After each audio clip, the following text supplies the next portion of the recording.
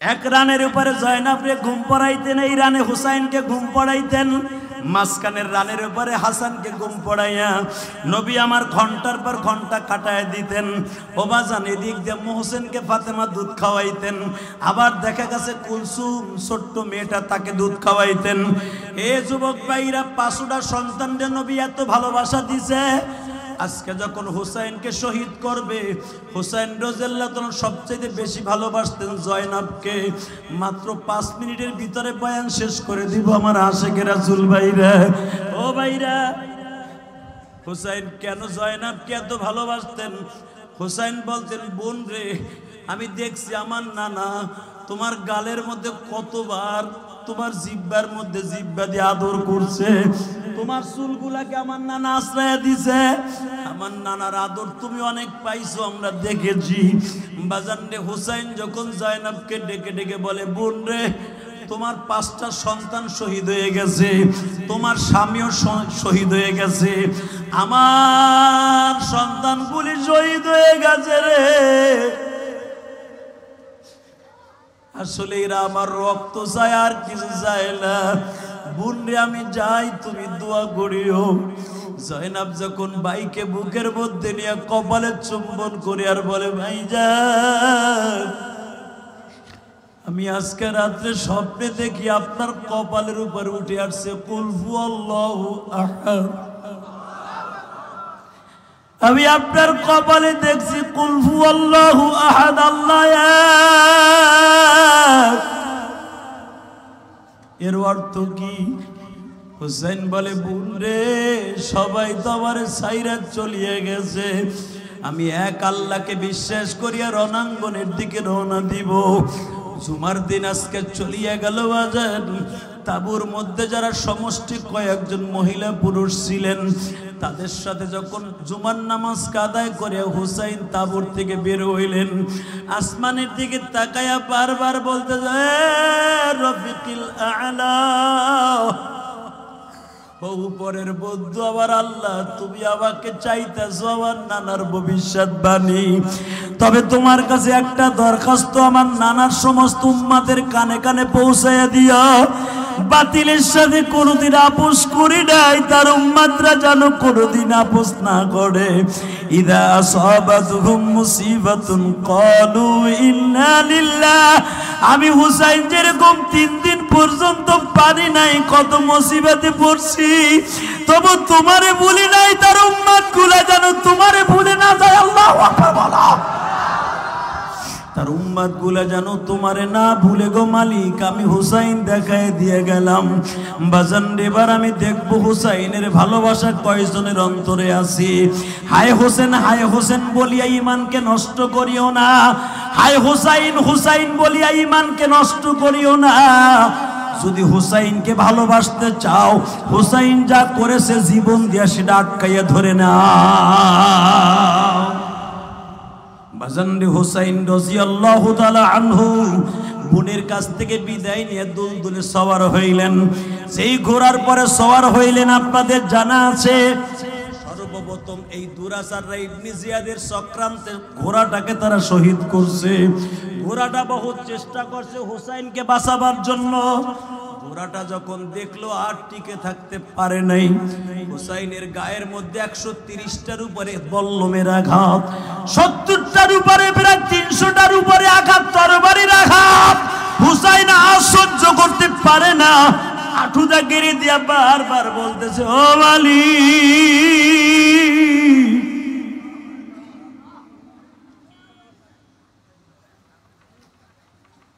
তুমি একটু ইবনে জিয়াদের সৈন্যদের অন্তরে একটু মায়া ঢুকায় দাও। আমি ইবনে জিয়াদের কাছে চাই না, তোমার কাছে চাই এক গ্লাস পানি পান করার জন্য। বারবার হুসাইন আডুতে ভর দিয়া বলতেছিল, ইবনে জিয়াদ রে, দুনিয়ার নিয়ম আছে, ইন্তেকালের সময় অন্তত গালে একটু পানি দেয়, আমি একটু চোখের সামনে দেখে যাইতে চাই, তোরা 1 মশক পানির ব্যবস্থা করিয়ে দে।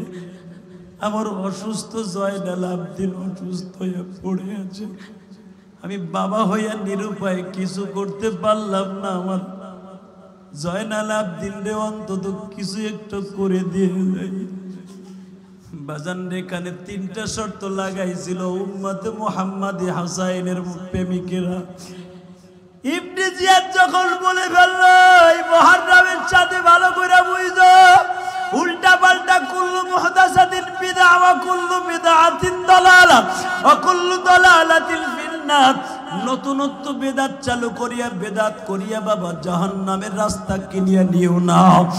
ভালো জিনিস বুঝিয়া আমল করিয়া জান্নাতের রাস্তা প্রশস্ত করে নিও। জোরে কোন আল্লাহুম্মা আমিন। ইবনে জিয়াদ 3টা শর্ত দিয়েছিল। 1 নম্বরে এই কাগজের মধ্যে স্বাক্ষর দাও, কি যুদ্ধ চাই না, কাপুরুষের মতো ময়দান ছাড়ব। অথবা 2 নম্বরে আমি এজিদকে মেনে নিলাম আমির হিসাবে। 3 নম্বরে তুমি যুদ্ধের জন্য প্রস্তুতি নাও, অথবা যুদ্ধ করতে করতে মৃত্যুবরণ করবা। কোনটা তুমি অনুমতি চাও? হুসাইন 2টাকে নাকচ করে দিয়ে বললেন, আমার জীবন থাকতে কোনোদিন একটা দুরাচার মদখোরের পক্ষে রায় দিতে পারি না। এজিদ মদখোর, যদিও এজিদ নবীকে দেখেছে,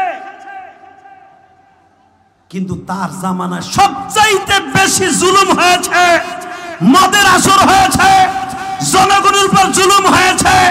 হুসাইন বলে জীবনের বিনিময় হলেও জীবন দিব, একটা দুশ্চরিত্র লোককে আমি রায় দিব না, আমার জীবন চলে যাবে।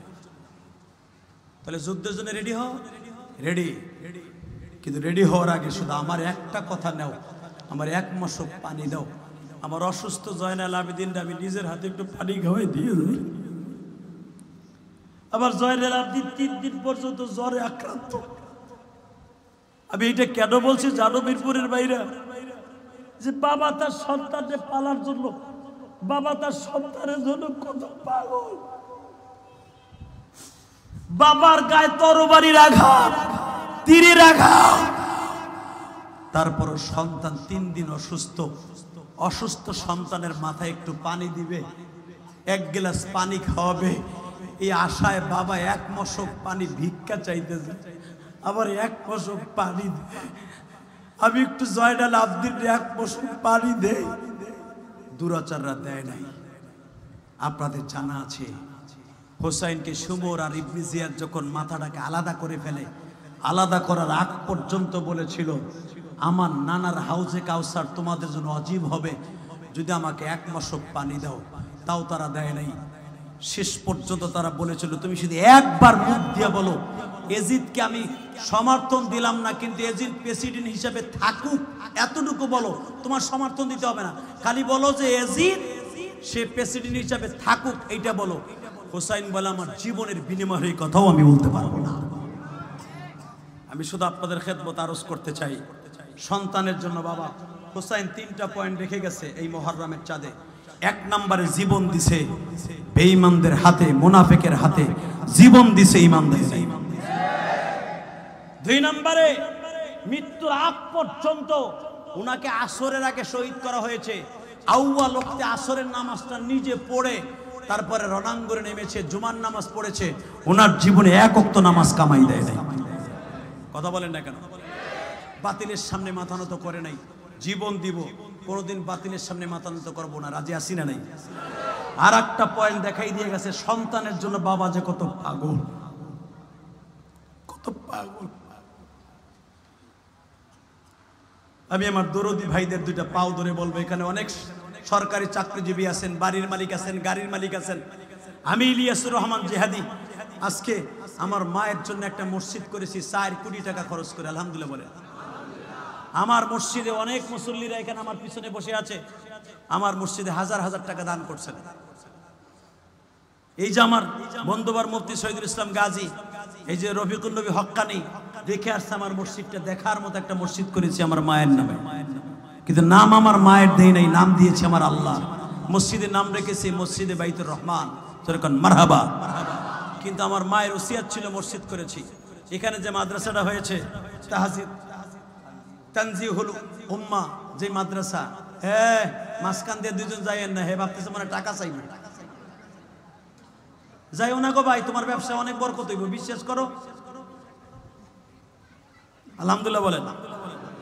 এই মুসলমান ভাইরা এদিকে তাকান, জীবনটা চিরদিন পাইছে থাকবে না, কথা ঠিক না বেটি? চিরদিন পাইছে থাকবেন? সিস্টেম আছে? পারবেন থাকতে? কেউ থাকতে পারে নাই, কেউ থাকতে পারে নাই। আপনিও পারবেন না, আমিও পারবো না। শুধু আপনাদের সামনে একটা চিত্র তুলে ধরে বিদায় নিতে চাই। দুনিয়ার সবচেয়ে ওই সন্তান দামি যেই সন্তানের পকেটের টাকা তার মা বাবার জন্য আল্লাহর রাস্তায় খরচ হয়। ইলিয়াসুর রহমান জিহাদির জীবনে যত কোটি কোটি টাকা ইনকাম করেছি, তার ভিতরে আমার জীবনের সবচেয়ে বড় সফলতা, আমি আমার কষ্টের ঘাম ঝরানো পয়সা দিয়ে মসজিদ মাদ্রাসা করেছি। আলহামদুলিল্লাহ বলেন না? তাহলে জীবনে ভালো কাজ করছি না খারাপ কাজ করছি? যদি এখন আমি মারাও যাই, মনে কোনো দুঃখ নাই। আবার রাসূল বলেছিলেন, মান বানা লিল্লাহি মাসজিদান বানাল্লাহু লাহু বাইতান ফিল জান্নাহ, যে ব্যক্তি মসজিদ ঘর বানায় দেবে, আমি আল্লাহ তাকে জান্নাতে ঘর বানাই দেব। আল্লাহর ওয়াদা যদি এটা থেকে থাকে, তাহলে তো ছোট করি বড় করি করছি তো মসজিদ, আর দেখার মতো একটা মসজিদ করছি, দেখার মতো মসজিদ। দেখে আসবেন কেরানীগঞ্জের জমিনে কদমতলী। আলহামদুলিল্লাহ বলেন। মাদ্রাসা করেছি, দেখার মতো মাদ্রাসা করছি। আপনাকে দুইটা পাও ধরে বলে দিয়ে যাই, কেন করছি জানেন?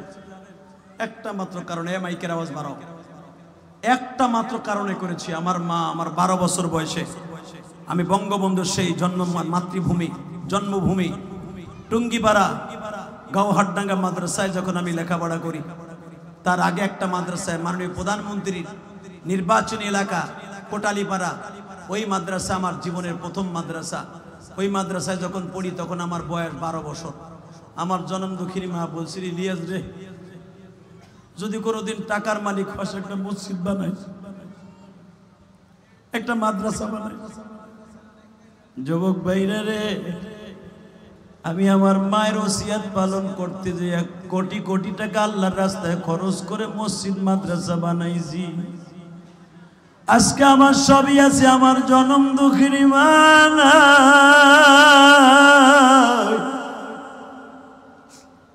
এই কথাটা শুধু আমি বলি নাই, আমার এতিম নবীও বলেছিল। আমার এতিম নবী বলেছিল, সাহাবীরা রে, তোমরা একটু দাঁড়াও।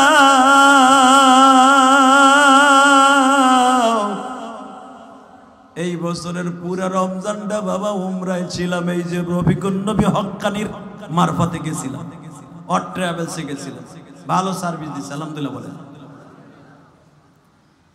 এ বাজান, আমার জীবনের সবচাইতে বড় সফলতা এইবার পাইছি, কেন জানেন?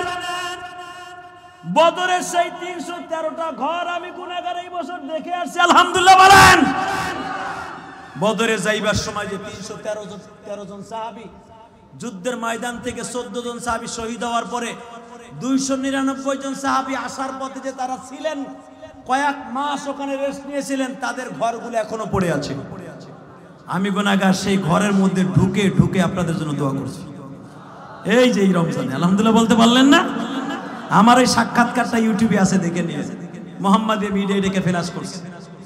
বাজান রে, কেন কথাটা বলছি? আমার দিকে তাকান। আমার নবী যখন বদরে যায়, বদরে যাইবার সময় সাহাবীদেরকে বলে, তোমরা একটু দাঁড়াও।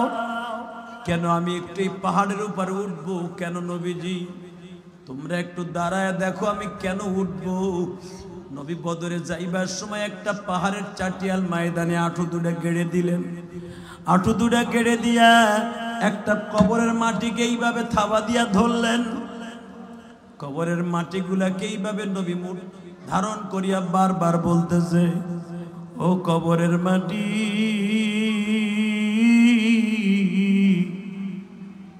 এই কবরের মধ্যে আমার জনম দুঃখিনী মা ঘুমিয়েছে।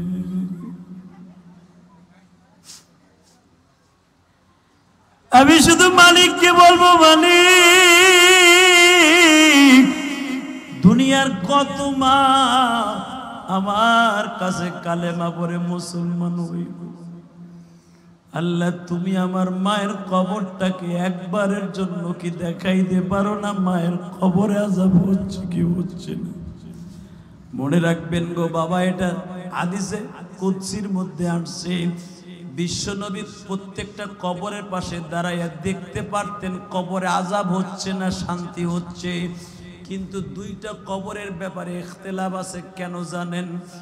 আব্দুল্লাহর কবরের ব্যাপারে আর আমিনার কবরের ব্যাপারে আল্লাহ মুখ ফিরাইকে দিছে। কেন রাখছে? এটা আল্লাহর কারিশমা। আমার নবীর মায়ের কবরের কাছে দাঁড়াইয়া নবী কোনোদিন জানতে পারেন নাই নবীর মায়ের কবরের অবস্থা কি। বাবার কবরের সামনে দাঁড়াইয়াও নবী বহুতবার কেঁদেছেন, নবী জানতে পারেন নাই। কেন জানতে পারেন নাই? এটা আল্লাহ এবং আল্লাহ রসুলের খেলা।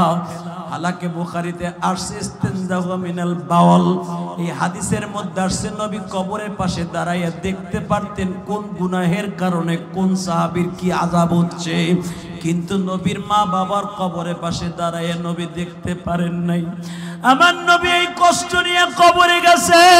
ও আমার যুবক ভাইরা, আমি আপনাদের দুইটা পাও ধরে বলে দিয়ে যাই, কার মা বাবা কোথায় ঘুমিয়ে আছে আমি জানি না, শুধু আমি এখানে আপনাদের কাছে হাত পাইতে বলবো, আমিও মারা, তোমরা অনেকে মারা। আমি যখন অসুস্থ ছিলাম গত 3 দিন আগে, আমার আব্বাসকে সকালবেলা বাড়িতে গেছে। আমার অসুস্থ অবস্থায় আমার বাবা আমারে দেখতে আসছে। আমার বুকের মধ্যে একটা চিৎকার দিয়া বলে, ও আল্লাহ, আমার ইলিয়াসকে তুমি আর কষ্ট দিও না, আমার ইলিয়াসের রোগটা শোকটা আমারে দাও, আমার ইলিয়াসকে তুমি ভালো করিয়ে দাও। ও আমার মিরপুরের দাদা ভাইরা, আমার বাবা আমারে গত পরশু দিনে বলে, আল্লাহ আমার সন্তানের রোগ আমারে দাও, তবু আরে ভালো করে দাও।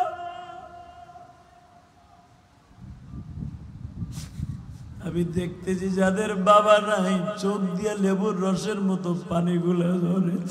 হুজুর, আমার বাবাও তো আমি অসুস্থ হইলে এইভাবে কাজ করছে। আমার বাবা আমারে পরের জমিতে কামলা দিয়া পরের কাছ থেকে সুদে টাকাই না, আমারে পরীক্ষার ফি দিয়ে মানুষ করি, আমারে চাকরি দিয়ে আজকে আমার বাবা কবরে চলে গেছে। এখানে অনেক চাকরিজীবী ভাইরা আছে, এই যে আমার পিছনে নিজাম আছে, অনেক বড় বড় অফিসাররা আছে। মোশাররফ ভাই আছে না? চলে গেছে। মোশাররফ আছে, দেখবেন বুকের মধ্যে হাত দিয়ে দেখেন। এই যে নিজামুল হক, ও কিন্তু গৃহণ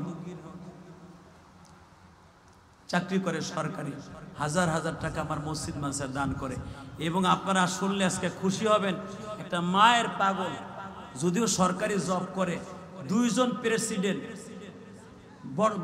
বিগত যে প্রেসিডেন্ট আব্দুল হামিদ সাহেব আমাদের দেশের সফল প্রেসিডেন্ট ছিলেন, আলহামদুলিল্লাহ বলেন, খুব দয়াবান ব্যক্তি ছিলেন, আল্লাহ ওনাকে আপনি কবুল করেন। এই আব্দুল হামিদ সাহেবের গাছ ছিল, টিভিতে আপনারা দেখবেন তার পিছনে দাঁড়ায় থাকতো যেই লোকটা। এবং এখন যে প্রেসিডেন্ট সাহেব উনি আছেন, ওনার পিছনে দাঁড়ায় থাকেন গার্ড হিসাবে, ওই লোকটাও আজকে আপনাকে স্টেজে বসা। আলহামদুলিল্লাহ বলতে পারেন।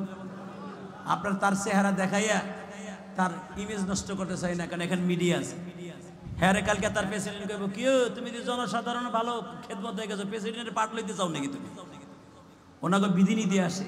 শুধু আমি আপনাদের দুটো পাও ধরে বলতে চাই, সরকারি চাকরিজীবী হন যেই হন, মা বাবার কাছে আমরা সবাই ঋণী, কথা ঠিক না বেঠিক? আমি অসুস্থ শরীর নিয়ে কথা বলতে কষ্ট হচ্ছে, তারপর আপনাদের অনুরোধে কথা বলে গেলাম। যাদের চোখে আমি পানি দেখছি, কিয়ামতের মাঠেই পানি সাক্ষী থাকবে। আমরা এক গাড়িতে একসাথে বিশ্বনবীর সাথে জান্নাতে যেতে রাজি আছি না নাই? আল্লাহু আকবার জোরে বলো, আল্লাহু আকবার জোরে বলো, আল্লাহু আকবার জোরে বলো, আল্লাহু আকবার। আল্লাহ তুমি কবুল কর এই হাতগুলিকে, মৃত্যুর সময় কালেমা নাসিব করিও, মৃত্যুর সময় কালেমা নাসিব করিও। কালেমা নসিব চান আপনারা? আলহামদুলিল্লাহ বলেন তো, আল্লাহু আকবার জোরে বলেন তো। আমি মাত্র 10টা লোক চাবো গো। 10টা লোকের ভিতরে কে আমার বন্ধু হবে আমি জানি না। 10টা লোক মাত্র 1 মিনিটে দাঁড়াবেন। আমি অসুস্থ শরীর নিয়ে বললাম, আমি ডেঙ্গু রোগে আক্রান্ত ভাই, আপনাকে দোয়ায় অতি তাড়াতাড়ি সুস্থ হয়েছি। তা না হলে গত পরশু দিনও আমার 30,000 আসছিল, 30,000 গত পরশু দিন আমার তো আমি আপনাদের অসুস্থ শরীরে বলতেছে আল্লাহ আপনারা সুস্থ রাখবে, ভালো রাখবে, আপনার মা বাবাকে জান্নাত দিবে আল্লাহ। মাত্র 10টা লোক একটু লাভ দিয়ে দাঁড়ায় আমার হাতে হাত দিয়ে, আমার বন্ধু হিসাবে এমন কেউ আছেন? 10টা লোক, হুজুর আমি 5,000 টাকা দিব আমার মায়ের জন্য এই মাদ্রাসাটায়। হুজুর এত বড় এত অল্প সময়ের ভিতরে একটা মাদ্রাসা হয়েছে, 10টা লাখ যদি আমি পাই 5,000 টাকা করে, আমি আপনার বন্ধু বানাবো। আর অসুস্থ শরীরে যেই দোয়া করবো ডাইরেক্ট কবুল হইবে। আমি বললাম, আমি বলি নাই, আমার বিশ্বনবী বলেছে। বলেন তো প্রথম কোন আল্লাহর বান্দা আছে 5,000 টাকা দিবেন? বলেন তো দাদা ভাই, দাঁড়ান তো 1 মিনিটের মধ্যে একটু দাঁড়ায় বলেন তো, কার মা নাই বাবা নাই, দাঁড়ান তো 5,000 টাকা দিবেন। বলেন তো কে দিবেন? তাড়াতাড়ি বলেন তো 5,000 টাকা কে দিবে? একটা লাভ দিয়ে দাঁড়ায় বলেন, হুজুর আমি চাই আল্লাহ আমাকে সুস্থ রাখা, 5,000 টাকা আমার মায়ের নামে দিব। বলেন তো কে দিবেন? 5,000 টাকা।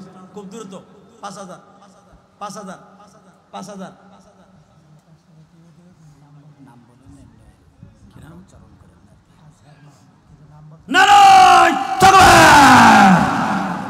আল্লাহ তোমার বান্দা 5,000 টাকা দিবে, নাম বলতে নিষেধ করেছে। আল্লাহুম্মা আমিন। বাজান রে, কিডনিতে অসুস্থ, আল্লাহ দোয়া চাইছে, দাও না তুমি তার কিডনিটারে সুস্থ বানায়।